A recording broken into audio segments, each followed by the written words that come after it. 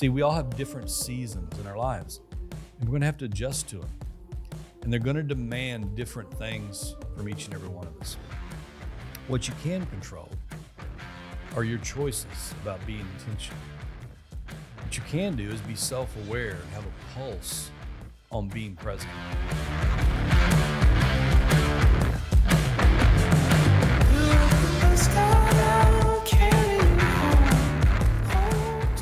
Hey, welcome to the Man Up Podcast. I'm Terry Gwaltney. I'm going to be your host today. Listen, I'm excited about the subject matter that we're going to talk about because it's actually one of the most searched Google terms in the world. Literally over 1 billion times people Google work-life balance. And we're going to talk a little bit about that today. We may actually have to do this in 2 parts. We'll just see how far we get. Here's the big notion, though, that I want to throw out there that I want to dispel as we go through this today. See, I believe that you can win at work and you can win at home. I think for many people, though, they feel like if I'm really going to be successful in my career, if I'm really going to be promoted, if I'm going to live up to my potential, if I'm going to be everything I was meant to be, it's going to come at a super high cost to my family. Or the other side of that is, my family's so important to me that I'm willing to sacrifice, not being everything I could be, not living up to my potential, and, kind of leading a mediocre, less than average life. And I hope today that we can give you some hope in the fact that you really can win at work and win at home. The key word is you have to be very, very intentional about it. So let's get going today. Think about priorities in your life. This is probably the most foundational to everything that we're going to talk about today, is if your priorities are not in the correct order, then nothing else seems to work. Think about I have 6 grandkids, and if you said and you watch like one of my youngest, and they'll have a puzzle. Some of the puzzles are very simple, when they're super, super small, when your kids are super small. So the pieces are super huge. There may only be 10 or 12 of them. They're really about shapes and sizes more than they are about the picture on the box. As adults, we'll look at the picture on the box and then we'll look for the framework of the puzzle and, we'll begin to put it together. But for kids, it's really about the shape and the size. And so have you ever seen somebody trying to put the wrong shape and it's just so obvious to you, well, that's never going to fit. It wasn't designed to fit that way. That's the way kind of our priorities are. The moment your priorities are out of whack, you're spending a lot of your time, effort, and energy in trying to force things to fit into areas and slots that they were never designed to fit. The repercussion of that is that you live a life of discontent and unfulfillment. And so the number one priority, I think, and foundational to what we're going to talk about today is your relationship with God. So your faith walk, that journey, is the most important one in your life. Why? Well, because that's why you were created. And the Creator created you around a specific purpose and an assignment that He had for your life. And so what I found is if the vertical relationship isn't right and in order, then all these horizontal relationships are going to struggle because of that. And so that first relationship that's got to be the first priority has got to be you in the relationship with, your Father. The second one is if you're married, that next priority in your life is your spouse. You've made a lifelong commitment to serve another human for the rest of your life. And when you made vows before God in a covenant, the ring that you wear is a symbol of the covenant that you publicly profess to another person. And so that person should and always be that second priority in your life, only second to, your relationship with God. And then the third relationship should be obviously then to your children. And it's interesting because we can go back and talk about this in a minute, but people get these all turned around. The relationship that you have with your kids is vitally important. But that journey that you have with them is going to constantly be changing. In other words, when you have kids, it starts as a journey of control, but then it ends up in a relationship and a journey of influence. So that their whole life, you are trying to protect them and to train them, but you're always each year relieving or releasing more of your authority so they can begin to stand on their own 2 feet while they still have a cheerleader and a coach that's there to help and correct them. And then Your fourth priority in your life should be work, should be your profession, should be your job. Now, you think about that just for a minute. It's much easier to say than it is to practically live out. And out of the four things that I just mentioned, you ask yourself when you're standing in front of the mirror, where do you spend more time? Well, you probably spend more time at work than you do at home, providing for your family. You probably spend more time at work than you do in prayer, reading your Bible, or going to church. You probably spend more time at work than you do with playing football with your children, or basketball, or whatever the hobby may be. So we're not talking about taking our lives into four equal parts and dividing the time, but we are talking about being very intentional in the moment and understanding how these priorities take place. And if we get them in the right order, then we can really begin to work those backwards to make them work for us in our life. So let's just kind of unpack that just a little bit. Obviously, it doesn't mean that you're going to have an equal amount of time, because the time that the slot and the priority that's taking the majority of your time is probably your job. But it's out of that flows all the other things for your life and your responsibilities. But again, you can't let that bleed over into every aspect of your life to where, it's impacting the relationship you have with God. It's impacting in a negative way the relationship you're having with your kids, or your spouse. And so having these in the proper priority and in the proper order is the beginning to begin to make these things work. So remember, we're talking about a work-life balance, but in reality, it's almost like a work-life integration, because these things all bleed together. So let's define what we're saying winning at work or winning at home. Well, work represents the professional part of our life. Home, at least for this discussion, let's talk about it represents the non-professional or the personal parts of our life. But they really all run together because they're integrated. It's funny, work-life balance is not so much a destination as it is a moving target in all the areas of our life. Some areas of our life are going to demand more time than others, especially at different seasons in our life. You think about, if you have kids, the demands that you had on your time when your kids were toddlers or where they were infants, versus the time maybe that they have on the demand that they have on you as juniors and seniors in high school. Just different seasons require a different amount of time. Each season of life has a different demand. So being self-aware of the season you and your family are in is key to your overall success. See, dating is a completely different season than marriage. From newlyweds to parenthood, it's an entirely different season. Toddlers to teens, as we referenced. The first year of your career to the third year of your career, it's a different season. When you move from a great employee to, let's say, a supervisor or a team lead. When you move from the season of being an empty nester to being a grandparent. The journey from depending on your parents to be there, to being there for your parents. It's different seasons.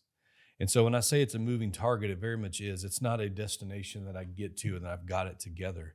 It's a skill set that I'm constantly having to hone. And just when it seems like we get really good at one thing, the whole season just begins to change again. And it's like life gives us another curveball. So it's going to have to be something that at the minimum, we've got to make sure that the priorities are in line. And then we can work out on a daily basis, how we're allotting our time. Work-life balance it's just not a perfect formula. It's not an equal amount of time spent in each area of our life. If it was, it would make it so much easier. 25% here, 25% there, 50% there, however you divide all that up.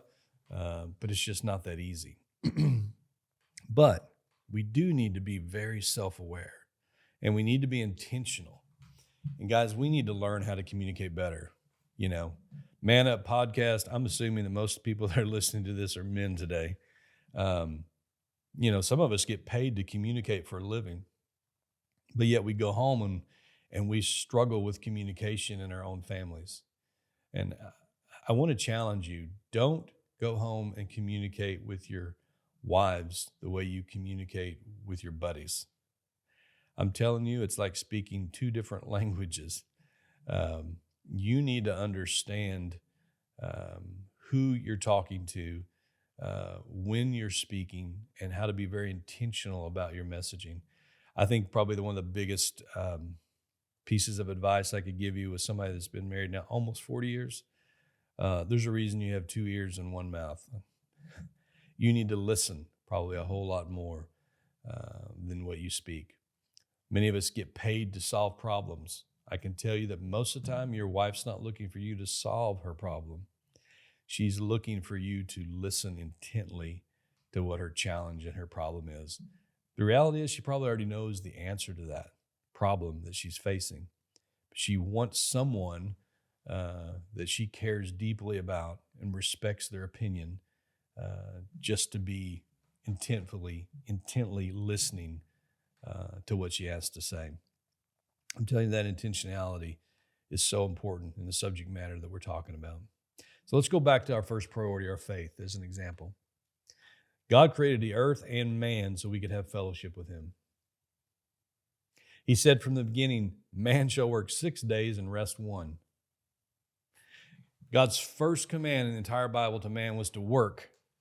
He told him to go take care of the garden. And then he later gave us the law to his people that he forbid work on one day, which was the Sabbath.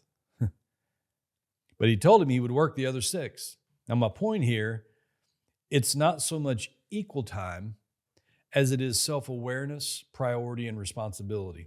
Even though God wants to have first place in your life, he still even told man when he created him that he was going to work 6 days. In other words, we don't need to compartmentalize all of our life. If you look at it like a work-life integration, it's like when you think about your faith is not only when you show up at a church. Your faith is something that lives on the inside of you that you should be taking with you everywhere you go. So just because I'm working 6 days doesn't mean that I'm still not a person of faith, that I'm still not walking out my faith journey in my relationship. Actually, I'm probably walking it out even more so, because when I go to church, it's really about filling me back up and challenging me and training me to actually go out and be who I'm supposed to be when I'm at work, when I'm around other people. My point is, in bringing all that up, is if you can get your mind off of equal time spent, then you can begin to see a certain degree of victory, I think, and success in some of these other areas, because you'll never have that equal amount of time. And it's not about quantity. Many times it's about the quality of the time that you're going to spend. So what's winning at work look like? Well, let me give you an example of probably what it doesn't look like. Most of us have heard of Elon Musk. Pretty accomplished, wouldn't you say? When I'm doing this podcast, the last research I'd done is he was worth $256 billion. If I ask you what he's built or what he's done, some of you'd probably say, well, rocket ships, the Tesla cars. He's the owner of X now. You go on and on and on. He's a business magnate. He's an investor. He's a founder, a chairman, a CEO, chief technology officer of SpaceX. He's an angel investor. He's a product architect. You can go on and on and on. Anyone have a guess out there how many hours a week Elon Musk works? He works an average of 120 hours a week, and his team averages 100 hours a week. Now, what's winning at home look like for you? Well, Elon's been married 3 times, has 11 children consisting of a set of twins and triplets. His oldest daughter wants her name changed, her gender changed, and to not even be associated with her dad at all. Now, point in bringing all that up, this is just public knowledge, is success in one area doesn't necessarily guarantee success in another. But it also doesn't mean because you're successful in one area that you can't be successful in another. For most of us listening to this podcast, we have a minimum of somewhere between 114 to 124 days a year off of work each year. If you don't work every weekend and you recognize your 4 or 5 major holidays, you're off 114 to 124 days a year, let's say, for the average person, where you make decisions for 100% of those 24-hour days. It's the other 2/3 that require us to become more focused and disciplined. What I mean is life is like a balancing act. If you think about it from a tightrope walker perspective, he has to learn how to adjust in the elements. In other words, it's not just about learning how to walk on the tightrope, but what if it snows while he's walking on the tightrope? Do you think that throws him a little bit of a curveball? Well, yeah. What if the wind is blowing more? Does that make it more challenging? Well, sure it does. What if it begins to rain? Well, yeah, the rope can become slippery. It's slippery. It's a whole nother set of challenges and circumstances. So he has to change his approach. The degree of difficulty and the additional variables are involved. He has to constantly be changing. So when I'm talking about work-life balance as being a journey and not a destination, this is an example of that. See, we all have different seasons in our lives, and we're going to have to adjust to them. And they're going to demand different things from each and every one of us. What you can control are your choices about being intentional. What you can do is be self-aware and have a pulse on being present. So as I'm doing this podcast and I hold my hand, this is probably the biggest challenge that most of us have from being present. Why? Because we can be found anywhere we're at when we have this phone. We can be preoccupied and distracted anywhere we're at on the planet when we have this phone. Whether it's a Facebook post, whether it's a text coming through, whether it's a ding from an email or a phone call. But do you know what that means when I'm sitting here having a conversation with one of my kids, and while they're talking to me, I'm looking down and just replying to a text? What it's saying is you are there, but you're not there. What it says to your wife, because my wife has told me that, when we go out to eat and we pick up the phone, is like what you're communicating is that whoever's on the other end of that phone is more important than me sitting in front of you. Now, you think about that just for a minute, guys. And so when I'm talking about being present, I'm not just talking about physically showing up. I'm talking about emotionally showing up. I'm talking about intentionally shutting devices off, removing distractions. I was reading something just yesterday where this gentleman comes home and he puts his phone inside of a Tupperware container, so he can't hear it. I mean, you think about just how addicted we are to using these devices. We'll have meetings and we'll ask people like, listen, when we're in here, be respectful of everybody else. Turn your phone down and flip it over. And it is a challenge to sit there when a phone vibrates and you're just wondering, well, who is that? It's almost like you're having withdrawal systems. Some of you that joined us maybe came to the Man Up Adventure Camp we had back in November. And one of the things that we ask is for everybody to leave their phones in their cars. And it was probably the most impactful things of the 10 guys that were sitting around my group is, some of these guys ran businesses and they had 2 phones. And he said, I've not been away from my phone for 48 hours ever that I can remember. But what it done is it put them in a different position to be present. And in this case, they were away from their family, but it was causing them to be present with their maker. And so when they went out and sat in the woods for an hour under a tree with their Bible in just a time of solitude, they heard God speak things to them that changed their life forever. I think one of the things we need to remember is one word from God can change your life forever. But many times we've got to be in a position where we're hearing what God has to say. So when I'm talking about being present and being intentional, it's not just with your spouse. It's not just with your kids. It's even with your relationship with the Creator. You can win at work and you can win at home. You don't have to choose, but you do have to think differently. You do have to be very intentional about how you're doing that. You have to be self-aware to keep a pulse on all the areas of your life. You may be in a startup business. You may be on a fast track for promotion. Maybe your particular department is understaffed at this moment in the society in which we live in. Those are putting extra demands on you and extra demands on your time. You need to be aware of that. You need to be an excellent communicator with your family that, this is only going to be for a season. You also need to be intentional about, the time that they're affording you to be able to be away and they're sacrificing. Bring them into the win. One of the guys that worked for us for Christmas, he had a stellar year this year. Probably made more money than he's ever made in his life.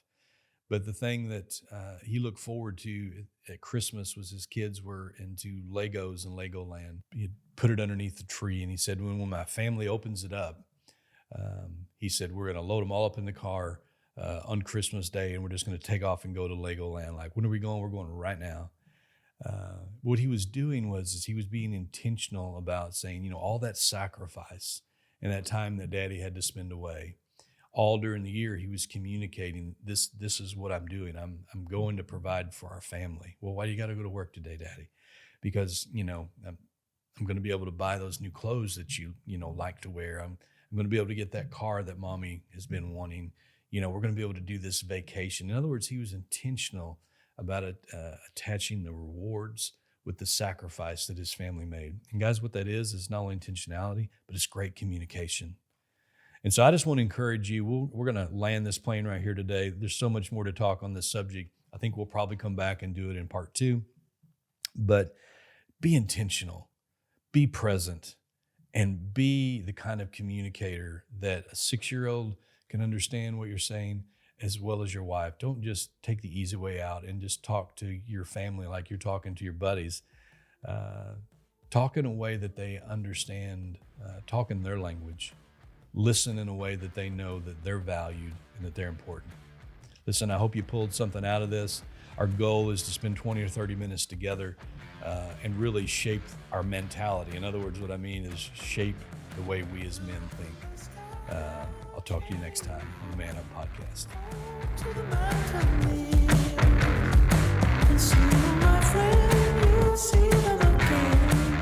Hey, Terry Gwaltney here from the Man Up Podcast. Listen, I just want to tell you how much we appreciate you supporting the podcast, listening to it. We hope it's adding a ton of value to your life. Also want to ask you to do us a favor. If you could like and share this podcast on wherever you consume your social media content, whether that be YouTube, LinkedIn, Facebook, we would appreciate it. It just helps us get the word out so we can help more people. And maybe you've never experienced the Man Up Adventure Camp that we do in October. You can check out our Facebook or our website, manup-camp.com. Once again, I want to thank you for listening to the Man Up Podcast, and we'll see you soon.